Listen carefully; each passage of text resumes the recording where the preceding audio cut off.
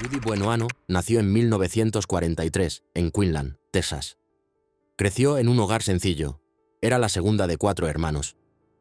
Sus primeros años fueron difíciles e inestables. Su padre era veterano de la Segunda Guerra Mundial. Luchaba contra una fuerte adicción al alcohol y sufría lo que hoy conocemos como trastorno de estrés postraumático. Esto hacía que la vida en casa fuera complicada. Su madre se sentía abrumada y solía estar ausente. Judy aprendió a cuidarse sola desde muy joven. A los 14 años, Judy se fue de casa. Se casó con James Goodyear, un militar. Ese matrimonio no duró mucho. Se divorciaron poco tiempo después. Luego, Judy se casó con otro hombre del servicio militar. Él fue cruel con ella.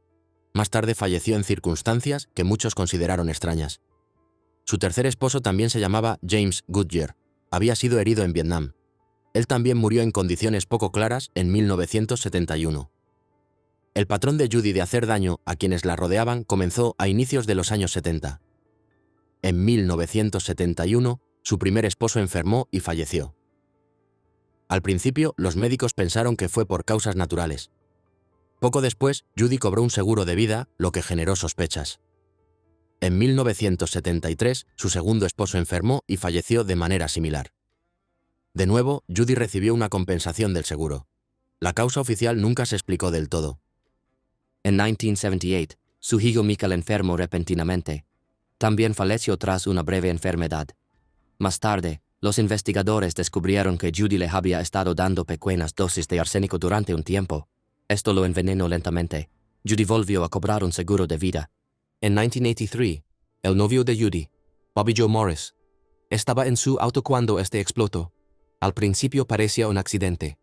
Luego, los investigadores descubrieron que alguien había colocado una bomba. Judy fue arrestada y acusada de haber causado su muerte. El dinero parecía ser el objetivo principal de Judy. Tomaba pólizas de seguro de vida para cada persona cercana a ella. Después de que fallecían, cobraba esas pólizas. Sus acciones seguían un plan claro para obtener ganancias. Su juicio comenzó en 1984. Los fiscales presentaron evidencias sobre las muertes repentinas de sus esposos y su hijo. Expertos explicaron cómo se había usado el arsénico. Las pruebas forenses también la vincularon con la bomba en el coche. Los abogados de Judy dijeron que ella simplemente tenía mala suerte. Argumentaron que cada pérdida fue un accidente. El jurado no lo creyó.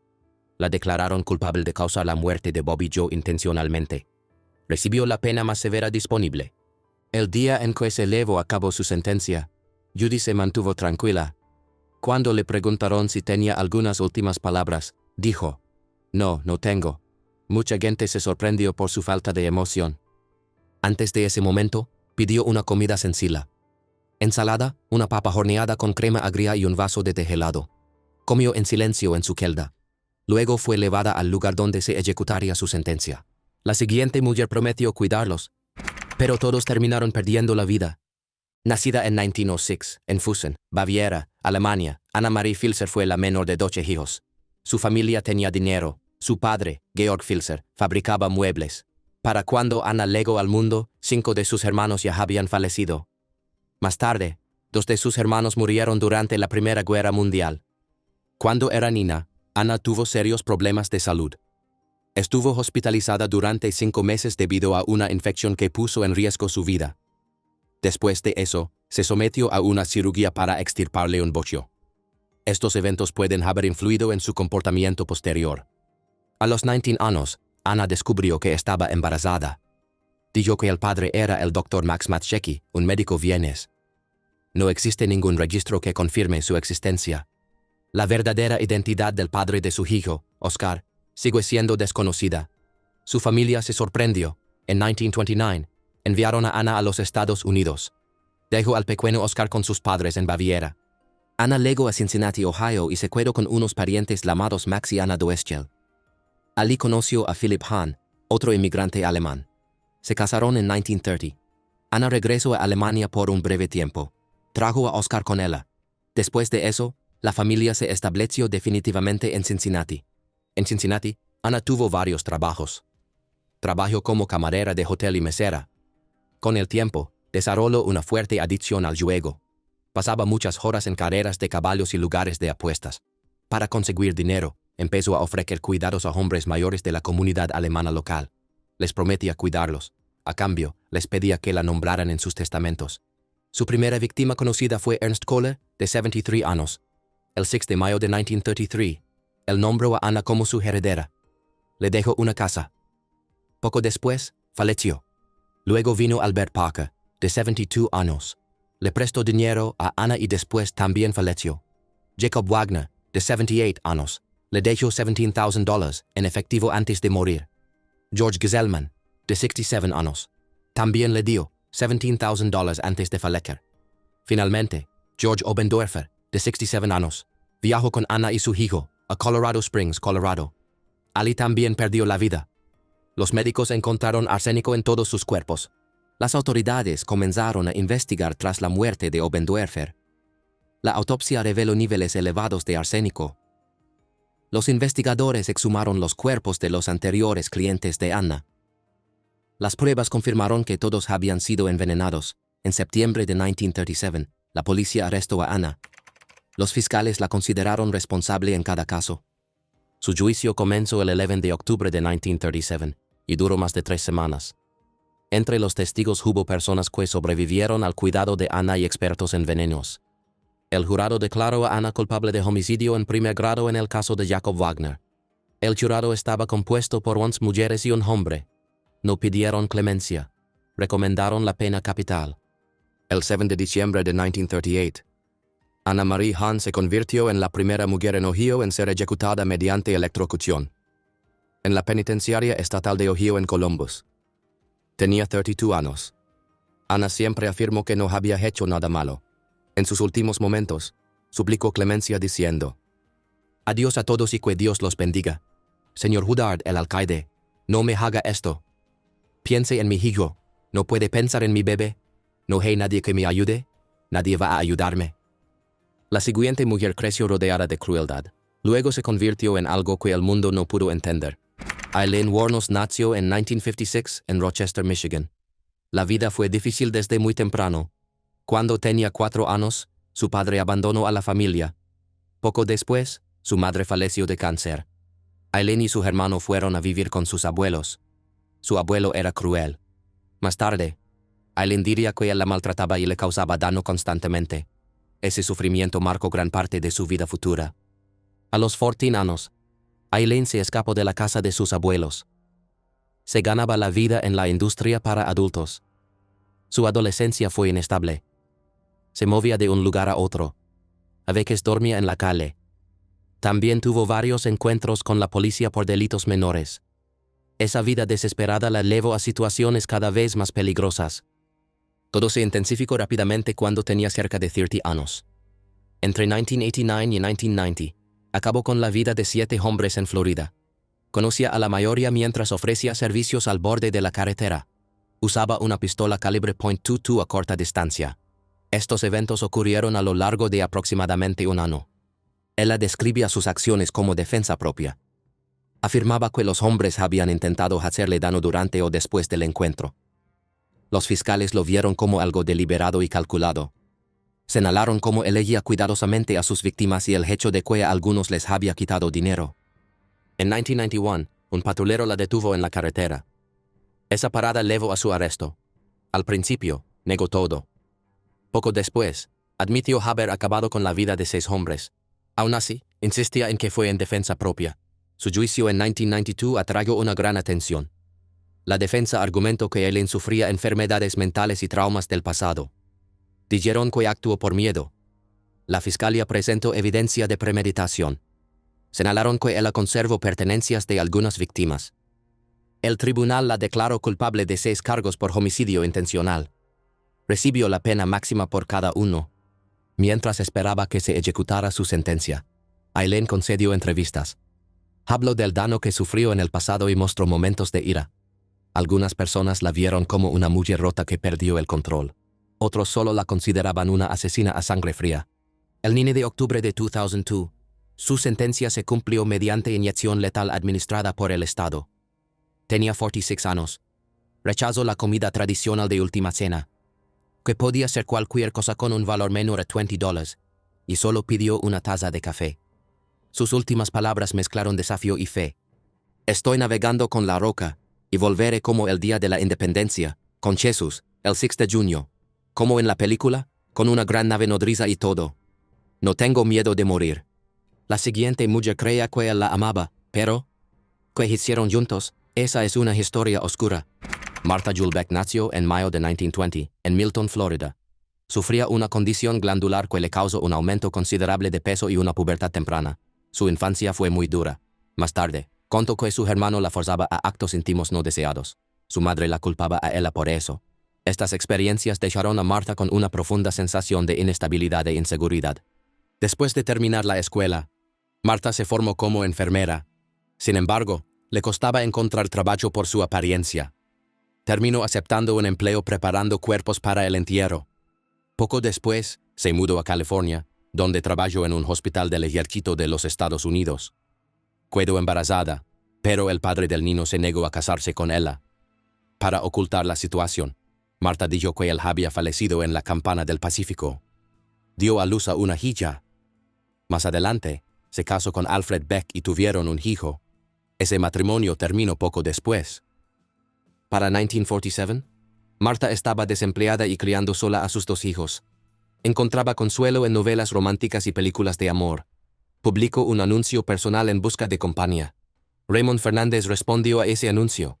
Había nacido el 17 de diciembre de 1914. En Hawái, hijo de padres españoles. Sirvió en la Marina Mercante Española y en la inteligencia británica, durante la Segunda Guerra Mundial. Una lesión en la cabeza durante el servicio cambió su comportamiento y su forma de pensar. Tras pasar por prisión por delitos menores, empezó a usar anuncios personales para conocer mujeres. Su plan era enamorarlas, quitarles el dinero y, en algunos casos, acabar con sus vidas. Cuando Martha y Raymond se conocieron, vieron la oportunidad de trabajar juntos. Martha se enamoró de la atención que él le daba. Aceptó ayudarlo. Fingía ser su hermana, lo que hacía que las mujeres se sintieran seguras al conocerlos. Entre 1947 y 1949, apuntaron a mujeres que respondían a los anuncios personales. Su primera víctima conocida fue Janet Fay, una viuda de 66 años en Albany, Nueva York. Después de comprometerse con Raymond, Martha la golpeó con un martillo. Raymond luego le cortó el aire hasta que dejó de respirar. Después viajaron a Michigan. Allí conocieron a Delphine Downing, una viuda de 28 años, y a su hija de 2 años. Le dieron a Delphine un sedante. Martha terminó con la vida de la pequeña ahogándola. Raymond luego disparó a Delphine. Escondieron ambos cuerpos bajo la casa de Delphine. Los vecinos se preocuparon al notar la desaparición de Delphine y su hija. La policía siguió el rastro y arrestó a la pareja en marzo de 1949. El juicio comenzó el 9 de junio de 1949, en la ciudad de Nueva York. La fiscalía relató con detalle cada uno de los terribles hechos. La defensa argumentó que Raymond había controlado la mente de Martha. Tras 44 días de testimonios, el jurado declaró a ambos culpables. El 18 de agosto de 1949, el juez los sentenció a pena capital mediante silla eléctrica. El 8 de marzo de 1951, en la prisión de Sing Sing, Martha y Raymond enfrentaron la silla juntos. En sus últimos momentos, hablaron de su amor. Martha, a través de una declaración leída por su abogado, dijo: «Las prisiones y el corredor de la muerte solo han fortalecido mi amor por Raymond. En la historia del mundo, cuántos crímenes se han atribuido al amor». Cuando Raymond escuchó esas palabras, respondió: «La noticia de que Martha me ama es lo mejor que he recibido en años. Ahora estoy listo para morir». La siguiente mujer encontró a Dios en prisión, pero no pudo escapar de su oscuro pasado.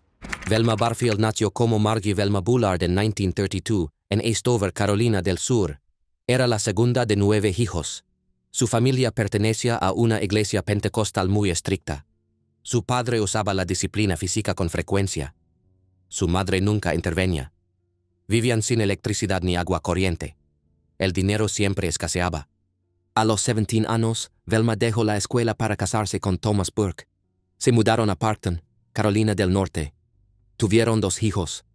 Su vida juntos fue tranquila durante más de 15 años. En 1965, Thomas tuvo un accidente automovilístico. Sufrió una conmoción cerebral y comenzó a tener dolores de cabeza constantes. También empezó a beber más. El 4 de abril de 1969, Su casa se incendió mientras Velma no estaba. Thomas murió por inhalación de humo. Unos meses después, otro incendio destruyó completamente la casa. En 1970, Velma se casó con Jennings Barfield, un viudo.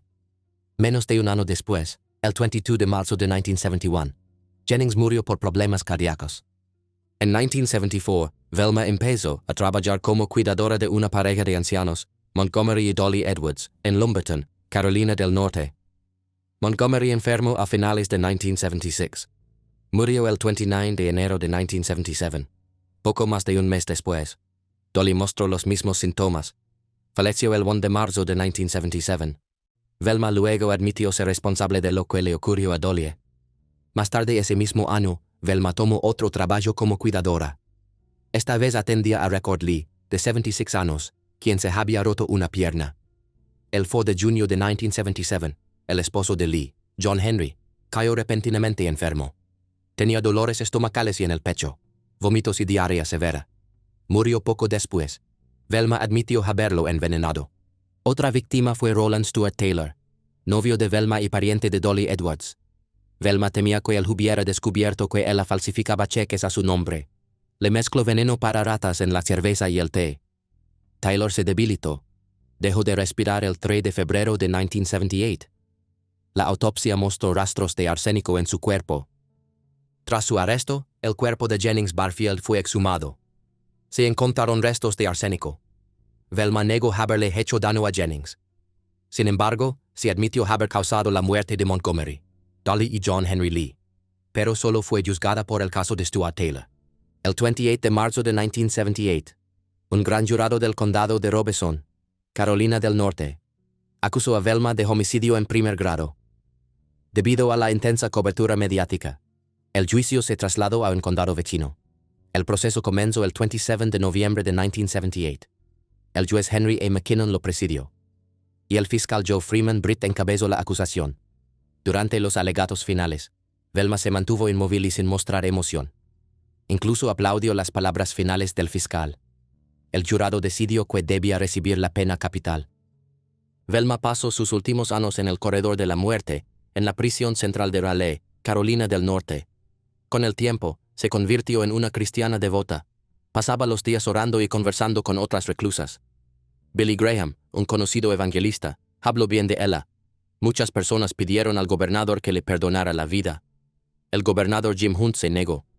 Velma eligió no apelar más. Dijo: "Lamento todo el dolor que he causado". El 2 de noviembre de 1984, se ejecutó su sentencia. Para su última comida, pidió una bolsa de Chase Doodles y una lata de Coca-Cola, que puede llevar a una mujer a envenenar a su familia. No una vez, sino una y otra vez. Mary Frances Avery nació en 1899, en Rahway, Nueva Jersey. Perdió a sus padres cuando era niña. Sus abuelos maternos se hicieron cargo de ella y de sus hermanos.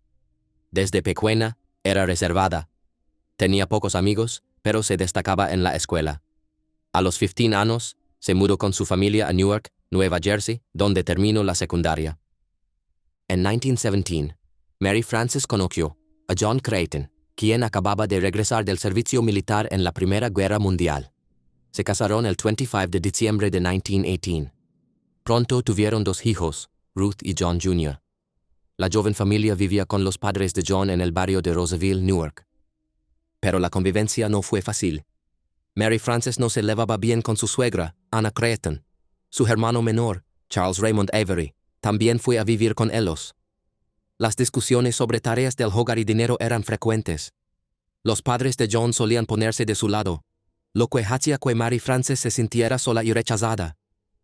A comienzos de los años 20, comenzaron a ocurrir cosas inquietantes. En 1923, Charles Raymond Avery enfermó después de comer en la casa de los Creighton. Murió poco después. Mary Frances y John fueron arrestados. Las autoridades sospechaban envenenamiento, pero en el juicio no se pudo probar nada con certeza, y la pareja fue liberada. Sin embargo, las sospechas nunca desaparecieron del todo. Para 1935, los Creighton se mudaron nuevamente. Esta vez, a Baldwin, en Long Island. Allí vivían con Everett Applegate y su esposa, Ada. Ada tenía un peso muy elevado y no podía levantarse de la cama. El 27 de septiembre de 1935, Ada enfermó de forma repentina y falleció. Al principio, los médicos pensaron que había sido por problemas cardíacos. Durante el funeral de Ada, la policía interrumpió el servicio y ordenó exhumar el cuerpo. Las pruebas revelaron altos niveles de arsénico en su sistema. Los investigadores estaban seguros de que se trataba de un crimen. Poco después, legó un sobre a la comisaria. Dentro había recortes de periódico antiguos sobre el caso de Charles Avery. El remitente era, supuestamente, un repartidor de pan que alguna vez había tenido un problema de pago con Mary Frances. Mary Frances y Everett fueron arrestados. Esta vez se les acusó formalmente de causar la muerte de Ada. En los interrogatorios, Mary Frances confesó haber puesto arsénico en el ponche de huevo de Ada. Afirmó que lo hizo porque Everett se lo pidió. Dijo que temía que su hija Ruth estuviera esperando un hijo de Everett. Everett admitió haber tenido relaciones inapropiadas con Ruth, pero negó haber pedido que mataran a Ada. La prensa la apodó la Borgia de Long Island, por su vínculo con el veneno. La fiscalía argumentó que varias personas cercanas a Mary Frances habían muerto en circunstancias sospechosas. La defensa sostuvo que no había pruebas sólidas. El 30 de enero de 1936, el jurado declaró culpables a Mary Frances y Everett por la muerte de Ada. El juez los sentenció a muerte mediante silla eléctrica. La ejecución fue programada para la semana del 9 de marzo de 1936, en la prisión de Sing Sing, pero la fecha real fue el 16 de julio de 1936. Testigos dicen que Mary Frances se desmayó justo antes de la ejecución. Estaba inconsciente cuando se activó la silla eléctrica. Pero ¿cómo es que una exterapeuta terminó siendo uno de los titulares más oscuros de Texas? Kimberly LaGayle McCarthy nació en 1961 en Greenville, Texas. Se formó como terapeuta ocupacional y también trabajó como asistente de salud domiciliaria. En 1993, se casó con Aaron Michaels, con quien tuvo un hijo. El matrimonio terminó en 1996. Con el tiempo, McCarthy cayó en la adicción al snow, una forma callejera de referirse a la cocaína.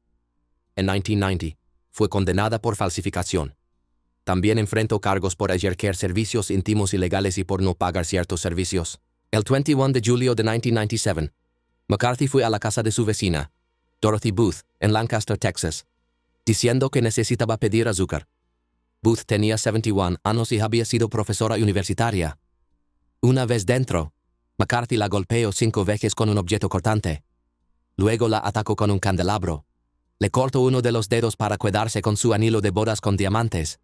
También se llevó su bolso y su automóvil Mercedes-Benz. Más tarde, McCarthy empeñó el anillo para conseguir dinero y comprar más droga. Los investigadores encontraron pruebas contundentes contra McCarthy. Usó las tarjetas de crédito de Booth en una licorería. Llevaba consigo la licencia de conducir de Booth. Además, el ADN jalado en el arma coincidía con el de McCarthy. Las autoridades también revisaron 2 casos sin resolver de 1988 en el condado de Dallas. Ambos involucraban a mujeres mayores, Maggie Harding, de 81 años, y Jethia Lucas, de 85. Las pruebas de ADN sugerían que McCarthy también había participado en esos crímenes, aunque nunca se le presentaron cargos por ellos. En 1998, un jurado del condado de Dallas la declaró culpable por la muerte de Dorothy Booth. El 24 de noviembre de 1998, recibió la pena máxima del estado. En 2001, el Tribunal de Apelaciones Criminales de Texas anuló ese veredicto, pero en un segundo juicio, el 1 de noviembre de 2002, recibió la misma sentencia. Los abogados de McCarthy presentaron varias apelaciones. Afirmaron que la selección del jurado había sido injusta debido a su raza y que no recibió una defensa legal adecuada. En julio de 2012, se rechazó su última apelación federal. 2 veces se retrasó la ejecución de su sentencia. Finalmente, el 26 de junio de 2013, se llevó a cabo mediante inyección letal en la unidad de Huntsville, Texas. McCarthy fue la persona número 500 en ser ejecutada en Texas desde que se reanudó la pena de muerte en 1976. Sus últimas palabras fueron: «Esto no es una pérdida. Esto es una victoria. Ustedes saben a dónde voy. Voy a casa con Jesús. Mantengan la fe. Los amo a todos». La siguiente mujer vivía en mansiones, cenaba con millonarios y enterraba cuerpos en sótanos. ¿Por qué? Nació como Lofia Louise Preslar en septiembre de 1880, en Bienville, Louisiana. Su familia era adinerada. Su padre era el editor del periódico local, pero el dinero no podía ocultar lo que estaba por venir. A los 15 años, Louise fue expulsada de una escuela privada en Nueva Orleans. La sorprendieron robando a sus compañeras y manteniendo relaciones que la institución consideraba escandalosas. Los problemas ya la seguían desde entonces. En 1903, se casó con Henry Bosley, un vendedor viajero. El matrimonio se desmoronó rápidamente. Cuando Bosley descubrió a Louise con otro hombre, se quitó la vida poco después. Louise huyó a Waco, Texas, donde conoció a Joe Appel, un comerciante de diamantes. Menos de una semana después, el cuerpo de Appel apareció con una herida de bala. Sus joyas habían desaparecido. Louise alegó defensa propia. Un jurado compuesto solo por hombres le creyó y la dejó en libertad. Pero eso fue solo el comienzo. En 1920, se mudó a la mansión de Jacob C. Denton, un ingeniero minero adinerado, en Los Ángeles. Poco tiempo después, Denton desapareció. Louise falsificó su firma para vaciar sus cuentas y alquilar su propiedad. Semanas después, unos trabajadores encontraron su cuerpo enterrado bajo el suelo del sótano. Le habían disparado y presentaba signos claros de lesiones en el cuello. Louise fue arrestada y condenada. En 1921 recibió cadena perpetua, pero no permaneció mucho tiempo tras las rejas.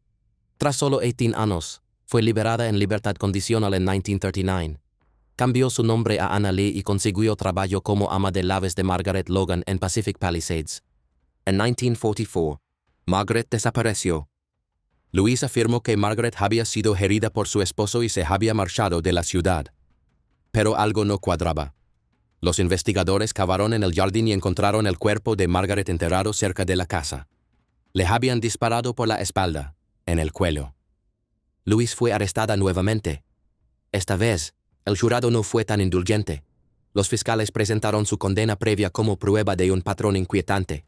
En 1945 fue sentenciada a la pena capital. El 11 de abril de 1947, Louise Pate entró en la cámara de gas en la prisión estatal de San Quentin. Se convirtió en la segunda mujer en ser ejecutada en la cámara de gas de California. Sus últimas palabras fueron tranquilas y escalofriantes. Estoy lista. He estado lista desde hace mucho tiempo. Las últimas historias no terminaron en la cámara, pero el daño que causó no se puede olvidar. ¿Y si la persona que salvaba a tu hijo en realidad planeaba su último aliento? Kenene Anne Jones nació en 1950, en Texas. Fue adoptada por un hombre que era dueño de un club nocturno y su esposa. En 1968, Kenene se casó con su novio de la secundaria. Tuvieron un hijo juntos. Se divorciaron en 1974. Volvieron brevemente en 1977 y tuvieron otro hijo. Poco antes de ser formalmente acusada, se casó nuevamente, esta vez con un asistente de enfermería de 19 años. Ese matrimonio también terminó rápido. Él pidió el divorcio poco después. Jones comenzó a trabajar como enfermera a finales de los años 70. Se convirtió en enfermera vocacional licenciada, LVN, y trabajó en el Hospital del Condado de Bejar, en San Antonio, hoy conocido como University Hospital. Trabajaba en la unidad de cuidados intensivos pediátricos, donde se atendía a niños gravemente enfermos. Durante su tiempo allí, un número inusualmente alto de niños fallecieron bajo su cuidado. Ese patrón no coincidía con lo que se considera normal. La dirección del hospital comenzó a preocuparse por posibles demandas legales. Para evitar problemas, pidieron la renuncia de todas las LVNs, incluida Jones, y las reemplazaron por enfermeras registradas. No se realizó ninguna investigación en ese momento. Después, Jones empezó a trabajar en una clínica pediátrica en Kerrville, Texas. En solo un mes, 8 niños, que solo tenían problemas de salud rutinarios, dejaron de respirar repentinamente. Uno de ellos no sobrevivió. Más tarde se descubrió que Jones había inyectado a estos niños con sustancias como digoxina, heparina y una llamada succinilcolina. La succinilcolina es un relajante muscular muy fuerte. Causa parálisis total del cuerpo, incluyendo los músculos necesarios para respirar. En niños pequeños, no poder respirar aunque sea por poco tiempo puede causar un paro cardíaco.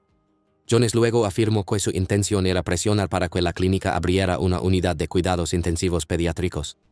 Decía que, al crear emergencias, esperaba que se reconociera la necesidad de dicha unidad. En 1985, fue declarada culpable por la muerte de Chelsea McClellan, una bebé de 15 meses. Le había inyectado succinilcolina. El tribunal la sentenció a 99 años de prisión. También fue hallada culpable de dañar a Rolando Santos, un bebé de apenas 4 semanas. Le inyectó heparina. Por eso recibió otra condena de 60 años, que debía cumplirse al mismo tiempo que la primera. En los años siguientes, una ley de Texas diseñada para reducir el hacinamiento en las prisiones permitió que ciertos reclusos fueran liberados antes. Por esa ley, Jones estaba programada para ser liberada automáticamente en 2018, tras cumplir solo un tercio de su condena. Para evitarlo, los fiscales presentaron nuevos cargos contra ella. En 2017, fue acusada nuevamente, esta vez por la muerte de Joshua Sawyer, un bebé de 11 meses, en 1981. En enero de 2020, Jones admitió su responsabilidad en ese caso. Se declaró culpable y recibió cadena perpetua. En una carta que escribió a la Junta de Enfermería de Texas en 2011, pareció admitir su culpa. Escribió: "Ahora miro hacia atrás y estoy de acuerdo con ustedes en que fue atroz, que yo fui atroz". Hasta mayo de 2016, Jones estaba recluida en la unidad Lane Murray, que forma parte del Departamento de Justicia Criminal de Texas. Kristen Heather Strickland nació el 13 de noviembre de 1967 en Fall River, Massachusetts. Era la mayor de 2 hermanas. Su padre, Richard Strickland, trabajaba en electrónica. Su madre, Claudia Strickland, era ama de casa y a veces daba clases. Desde joven, Kristen mentía con frecuencia para llamar la atención. También amenazaba con hackearse dano cuando quería que la notaran. Este patrón comenzó en su adolescencia y continuó hasta sus primeros 20 años. Terminó la secundaria a los 16 años y luego comenzó la universidad en Bridgewater State en 1984. Poco después, fingió haberse hecho daño, aunque no era cierto. Por eso, la escuela la envió a un programa psiquiátrico. Después, estudió en Mount Wachusett Community College y luego en Greenfield Community College. En 1988, obtuvo su diploma de enfermería y se convirtió en enfermera registrada.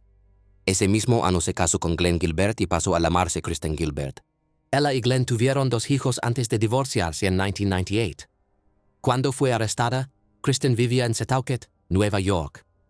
Comenzó a trabajar en el Centro Médico de Asuntos de Veteranos, VAMC, en Northampton, Massachusetts, en 1989. Al principio, la gente pensaba que era una enfermera dedicada.